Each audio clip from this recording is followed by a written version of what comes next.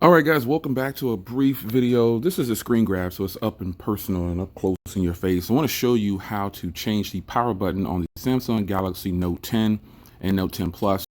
This Samsung has remapped this button here and put the power button up at the top here to power the phone off.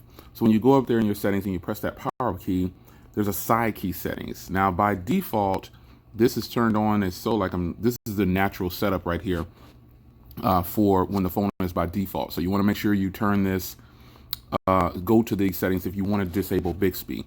So you can switch this first one off. This says double press. You can also then go down and select power button menu. So when you press the power button, it'll now go to the power off screen.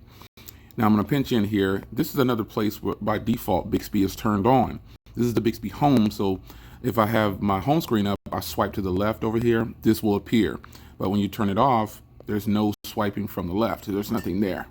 So just a quick video that the power button is now at the top, and if you want to change it, this is your default settings.